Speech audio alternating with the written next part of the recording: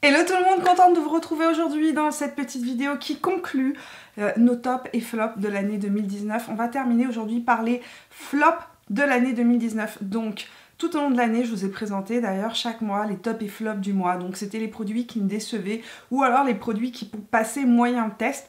Bien là, ce que j'ai fait, c'est que j'ai sélectionné en fait vraiment les produits qui m'ont vraiment le plus déçu de tout ce que j'ai testé tout au long de l'année 2019. Bien évidemment, gardez à l'esprit que les reproches que je peux faire à certains de ces produits, ce sont des reproches qui me sont propres. C'est-à-dire que chaque produit réagit de manière différente en fonction de votre type de peau, en fonction de votre pH de peau, en fonction de l'environnement dans lequel vous évoluez. Donc des produits qui peuvent ne pas me réussir ou ne pas me convenir peuvent très bien vous convenir. Donc ne le prenez pas personnellement, ce n'est pas une attaque contre vous. D'ailleurs, je ne suis pas dans votre salle de bain et je ne sais pas comment se comportent les produits. Je vous parle vraiment de la manière dont se comportent ces produits sur moi, sur mon visage. Ce que je voulais vous dire aussi, c'est que évidemment, je ne vous présenterai pas de produits de soins dans cette sélection parce que je trouve qu'il n'y a rien de plus difficile à juger qu'un produit de soin. Ça peut très bien fonctionner sur certaines peaux comme sur d'autres être un fiasco total. Donc aujourd'hui, on va parler uniquement make-up.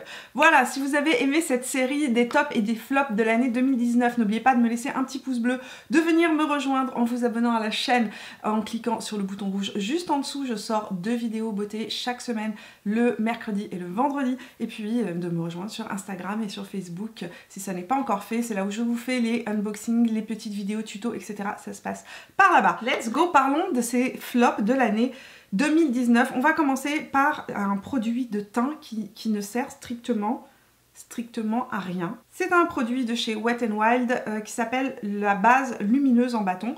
Pour moi, le terme base veut dire que c'est censé ou apporter de la lumière, ou apporter de l'hydratation, ou matifier, ou diminuer les pores. Enfin bon, c'est donc une base en bâton, celle-ci, qui doit donner de la lumière, donc de la radiance à la peau. Et premièrement, je pense que vous allez le voir immédiatement, ça ne donne absolument rien, ni lumière, ni radiance. Mais alors, la chose la plus désagréable dans ce produit-là, c'est qu'en fait, ça fait plein de grumeaux quand on l'applique. Elle n'apporte pas de lumière, c'est un produit qui teinte la peau en jaune. Et je ne sais pas si vous le voyez, mais ça fait plein d'espèces de petits grumeaux sur la peau. C'est pas du tout homogène quand on l'applique. C'est très très sec, très... ni lissant, ni floutant, ni quoi que ce soit.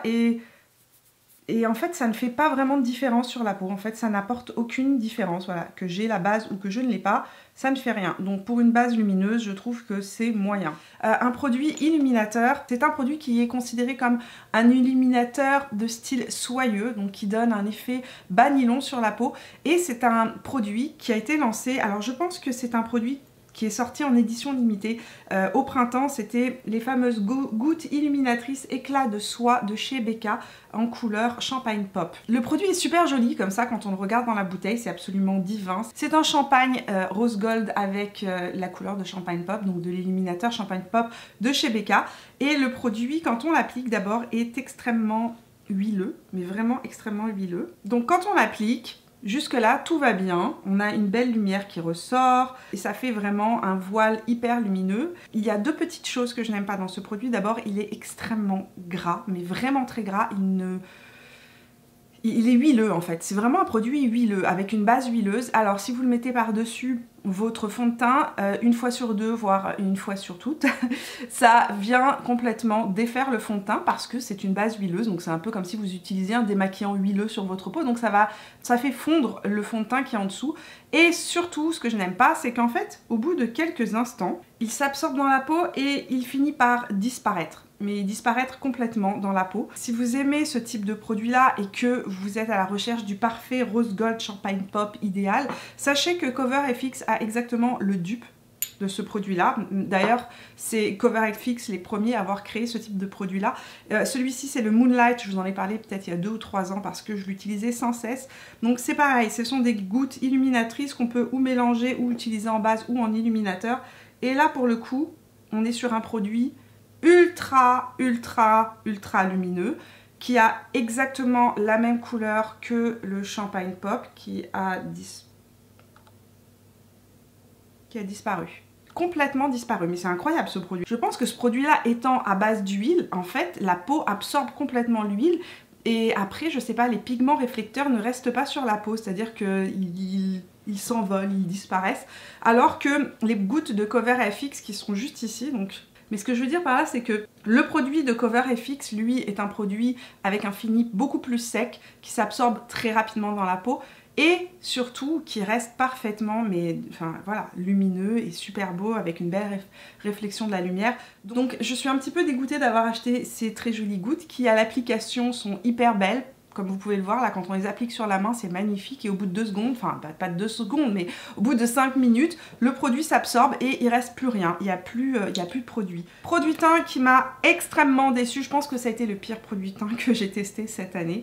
Je n'ai certainement pas la peau qu'il faut pour ce type de produit.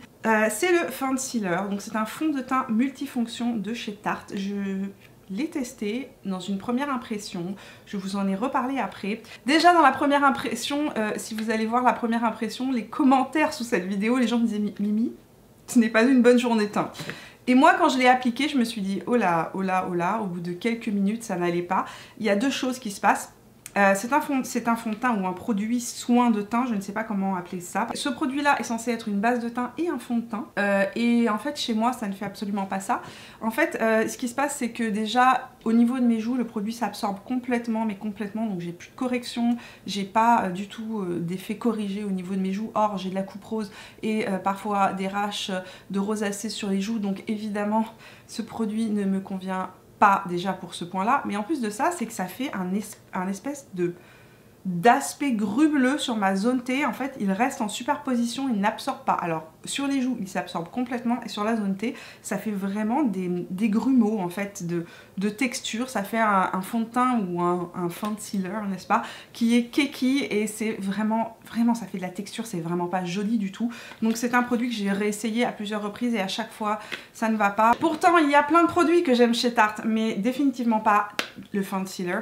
D'ailleurs, je l'avais gardé dans une de mes boîtes à produits flop que je vais pouvoir vider suite à cette vidéo. Puisqu'on est dans les produits teints, nous allons continuer avec une palette qui m'a coûté les yeux de la tête et qui est une palette qui ne fonctionne absolument pas sur moi. C'est une palette qui est sortie en édition limitée, donc pour le printemps ou l'été l'année dernière. Donc c'est la palette Nars Orgasm, la Endless Orgasm palette, pardon, qui est une palette de teint qui est vraiment super belle en fait quand on la voit et quand on la teste.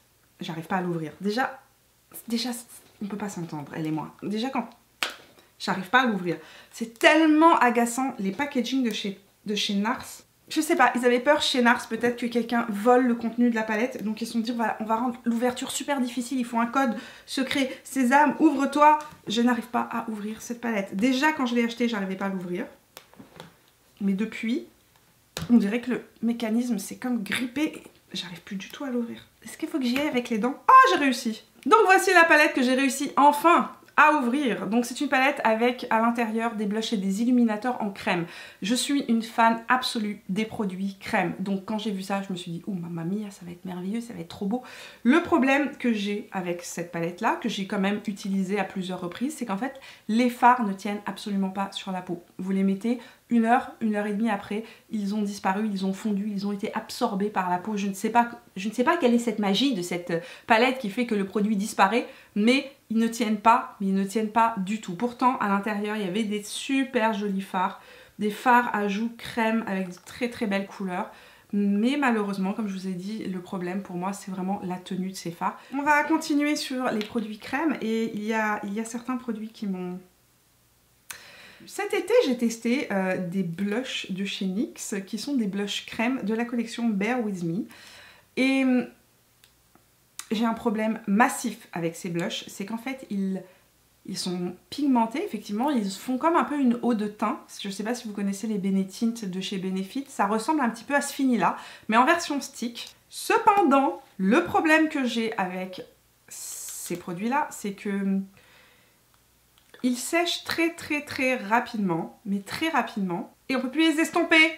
Donc moralité, une fois sur deux, on se fait une tache, et c'est super désagréable. Je trouve ça... ça c'est embêtant, voilà. Un produit crème pour moi, et c'est un produit qui... Merde, voilà, je suis tachée. Ça m'a fait une tache sur la peau, et je ne peux plus estomper, et alors que je viens de l'appliquer. clairement là où il a été appliqué, il y a une marque, des limitations, mais en plus quand on l'estompe, on perd complètement la pigmentation. Je sais pas comment expliquer ça. C'est vraiment un effet super étrange. Donc il en faut vraiment beaucoup pour venir commencer à avoir une teinte sur la joue. Mais en plus de ça, si vous l'appliquez mal et que vous l'estompez pas rapidement, ce qui se passe c'est que tout de suite ça fait une barre, ça fait une marque sur la joue. Et moyen. Par contre, ça se nettoie très facilement puisque là-dedans, je n'ai que de l'eau, hein, je n'ai même pas d'eau micellaire dessus. Alors, on va parler d'un anti-cerne. C'est un anti-cerne en plus que vous me voyez utiliser très souvent. Vous allez me dire, mais Mimi, que fait-il dans tes flops? Je vous explique. Je l'utilise pour la simple et unique raison que je l'ai acheté et que ça me fait vraiment mal. Ça me fait mal au portefeuille de ne pas l'utiliser.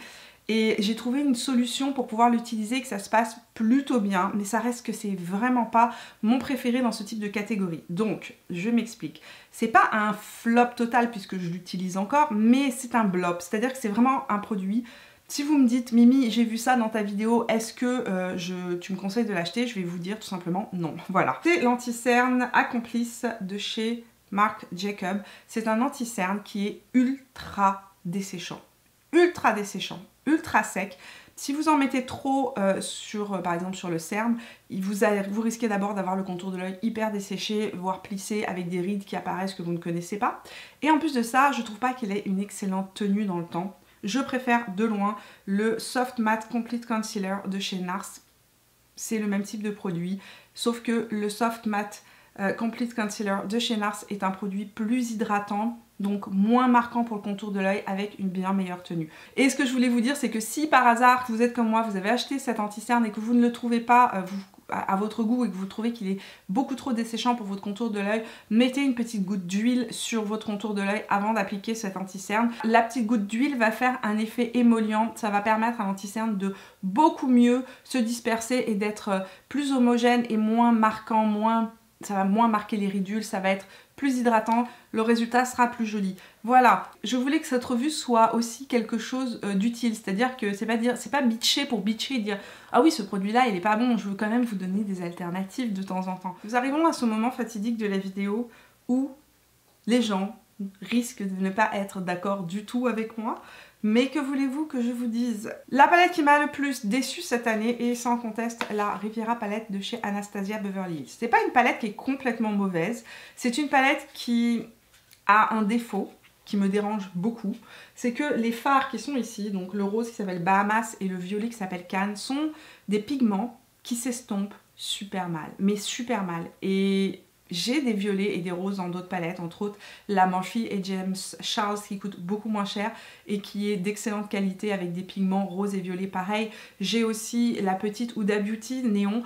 Pareil, les fards se travaillent super bien. Dans cette palette-là, franchement, je suis déçue par ces fards-là et je pense que le but de cette palette, ou du moins l'intérêt principal de cette palette, c'est vraiment la couleur Cannes et la couleur Bahamas. Par contre, les métallisés de la palette sont super beaux. Donc c'est pour ça que je vous ai dit, c'est une palette bof bof, mais c'est une palette vers laquelle je ne me tourne jamais en fait. Quand j'ai envie de faire des maquillages flash, je ne me tourne pas vers cette palette, justement parce que chaque fois j'ai eu des problèmes. Donc voilà, c'est pas une palette que j'aime beaucoup. Pourtant il y a des palettes que j'adore chez Anastasia Beverly Hills. La Jackie Aina à mon cœur, elle est magnifique cette palette, franchement. C'est une de mes palettes préférées de l'année. C'est une palette vers laquelle je me tourne constamment. Tout est beau, tous les fards fonctionnent bien. L'histoire de la storytelling de cette palette, les couleurs présentées sont vraiment des couleurs que j'aime utiliser au quotidien. Donc, à mon sens, la Riviera palette n'a pas la même qualité que la Moderne Renaissance, que la Soft Glam ou que la Jackie Aina par exemple. Un autre blop, c'est-à-dire qu'il y a dans cette collection des tops et des flops, ce sont les eyeliners qui sont sortis chez Fenty Beauty cet été. En fait, c'est pas des flops complets. Le problème que j'ai avec ces produits-là, c'est d'abord qu'on ne peut pas les acheter à l'unité, qu'il faut les acheter uniquement dans un kit où il y en a 3. Et que en plus de ça, ce que je n'ai pas aimé, c'est que le bleu et le vert, par exemple, de mon kit se comportent super bien. Ça fait des traits homogènes, très pigmentés, etc. Et alors le pêche, qui est une si jolie couleur, est tellement liquide qu'il fait pas un trait homogène, il s'étale complètement et ça devient transparent. À ce que j'ai compris et puis à ce que j'ai pu discuter avec d'autres personnes qui avaient ces kits là, tout le monde a eu le même problème, c'est-à-dire qu'en fonction des kits, il y avait toujours des couleurs, entre autres les couleurs claires comme les jaunes, etc. qui ne fonctionnaient pas et qui en fait ne font pas un trait homogène, ça fait une différence de couleur, donc ça fait pas un beau trait bien homogène, alors que les foncés, eux, sont homogènes. En plus de ça, le bleu tient bien, le vert tient bien, et le pêche qui est juste là tient super mal. Donc pour moi, vraiment, il y a aussi un problème au niveau de ces kits-là, surtout qu'on pouvait pas acheter les couleurs séparément, qu'on était obligé d'acheter un kit avec 3 couleurs. J'avais beaucoup d'espoir pour ce petit produit d'Annabelle, en espérant qu'il ait la même qualité un petit peu qu'on retrouve dans les Super Shock Shadow de chez Colourpop, c'est-à-dire des fards à paupières en mousse un peu bouncy, un peu rebondissant, vous savez, qui donnent vraiment une super belle pigmentation et un côté très métallisé. Et j'étais un petit peu déçue par ce produit pour 2 raisons. D'abord, au niveau de la pigmentation, c'est absolument pas ça. Ça donne un voile légèrement métallisé, mais franchement, peut mieux faire, Annabelle peut beaucoup mieux faire, parce que par exemple Sephora a créé des ombres à paupières dont je vous ai parlé dans mes petits prix, qui sont un petit peu dans ce style là, c'est un peu mousseux, humide, mais hyper métallisé, hyper crémeux, hyper pigmenté. Donc là, pour le même prix, on était vraiment très loin de la même qualité. Et alors la deuxième chose qui m'a vraiment énervée, c'est que j'ai quand même utilisé ce produit à quelques reprises, et ce que j'ai pas apprécié, c'est qu'au bout de 3 fois, il était complètement sec, mais complètement sec. C'est-à-dire que je ne peux rien en tirer. Un des plus gros flops de cette année, un des produits qui franchement ne passe pas du tout le test de mon côté, c'est le Resting Boss Face Ultra Matte Finish de chez Huda Beauty, qui est un spray fixateur qui est hyper parfumé, mais hyper parfumé, et qui a aussi une sensation d'alcool, presque de lac, quand on l'applique sur le visage. Donc déjà, on sent l'alcool à travers le spray, mais en plus de ça, il y a une odeur qui est absolument... C'est trop intense, c'est beaucoup trop intense. On dirait que j'ai mis un parfum, et j'ai pas envie que mon maquillage sente le parfum. J'ai pas envie que mon maquillage couvre mon odeur de parfum. Je suis pas quelqu'un qui n'aime pas les produits parfumés. Ça ne me dérange pas de manière générale quand un produit est parfumé, mais alors là, c'est too much. C'est impossible. L'odeur me poursuit du matin au soir. C'est-à-dire que le soir, je sens encore ça. Et enfin, ça fait vraiment une sensation de lac sur la peau. Quand on l'applique, ça fait comme si on a laqué le visage, et donc effectivement, ça fait prolonger les fonds de teint, les maquillages, etc. sur le long terme. C'est assez incroyable pour ça. C'est vraiment un produit qui va, sur le long terme, prolonger votre maquillage, le laisser vraiment avec un effet presque plastifié, c'est vraiment le terme. Mais c'est un produit que je ne peux pas utiliser au quotidien, comme je vous ai dit, à cause de son odeur absolument impossible, et en fait aussi à cause du fait que il y a tellement d'alcool à l'intérieur que je me dis que ça va bousiller la peau, donc impossible d'utiliser ça au quotidien. Puisqu'on est chez Huda Beauty, un autre flop, alors je ne sais pas, je ne comprends pas. Je ne sais pas si c'est ma peau qui réagit mal avec ce produit-là, ou est-ce que non. Mais c'est un rouge à lèvres que beaucoup de gens aiment et trouvent qu'il est absolument génial. C'est le Matte Lipstick de chez Huda Beauty, donc cette collection de rouge à lèvres matte qu'elle a sorti au courant de cette année. Les couleurs sont absolument sublimes, ils sont hyper pigmentés, mais dès que je les mets sur la bouche, ça me déshydrate complètement les lèvres et ça marque toutes les ridules de mes lèvres. Et même ça fait plus que ça fait vraiment un effet encore plus crunchy de mes lèvres, encore plus déshydratées, alors que de manière générale, j'ai plutôt les lèvres plutôt pulpeuses, plutôt... j'ai pas souvent de problème de rouge à lèvres qui me déshydrate comme ça les lèvres. C'est le seul que j'ai eu comme ça, et je ne sais pas comment l'utiliser parce que la couleur est super belle. Donc pour le mettre, il me faut absolument que je mette un gloss ou un baume hydratant par-dessus, parce que si je le porte tout seul sur la lèvre, c'est juste impossible. Il y a d'autres rouges à lèvres aussi qui ne m'ont absolument pas convenu cette année, qui m'ont fait le même effet de vieux pruneaux desséchés. Ce sont les rouges à lèvres de chez Natasha Denona, qui sont d'ailleurs que je n'ai plus en ma possession. Désolée, je les ai ramenés chez Sephora dès que je les ai achetés et testés, parce que c'était impossible. À ce prix-là, ça m'a vraiment arraché le cœur, ça m'a fait super mal. Ah, je me suis dit non mais encore une fois Natasha, tu me déçois, parce que il y a des produits chez Natasha Denona que j'adore, comme la Biba palette, j'en suis absolument fan, c'est une de mes palettes préférées, voire c'est ma palette préférée. Et il y a des palettes chez Natasha Denona qui, mon dieu, à ce prix là ça devrait pas être possible de sortir des produits d'aussi mauvaise qualité. Entre autres, je parle de la Safari palette. Donc quand j'ai vu sortir les rouges à lèvres, j'étais super contente, je me disais waouh, une belle collection nude, je suis une fan de nude. Donc j'en ai acheté 3, et les trois m'ont desséché complètement les lèvres, marquent les ridules, vieillissent la lèvre, enfin bon, j'ai pas du tout aimé le rendu. Donc voilà. Voilà pour les flops lèvres de cette année. C'est à peu près tout pour les flops. Il y a plein d'autres flops récents, mais vous allez les voir dans la vidéo top et flop de la semaine prochaine, qui sortira la semaine prochaine sur les top et flops du mois de décembre-janvier, puisque ça fait quand même 2 mois que j'en ai pas fait, donc je vous ai gardé quelques petites surprises parce que j'ai eu des bons flops, des produits où tu te dis mais pourquoi j'ai acheté ça ?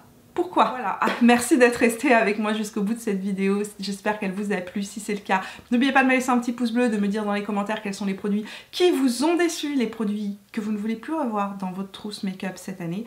Dites-moi tout ça dans les commentaires. Nous on se retrouve tout au long de la semaine sur Instagram et sur Facebook. Et puis si vous n'êtes pas encore abonné à la chaîne, c'est le moment de le faire en cliquant sur mon visage, là où il apparaîtra. À gauche ou à droite, peu importe. Voilà, je vous fais plein de bisous, passez une bonne semaine et on se retrouve vendredi pour un Full Face Friday. Ciao!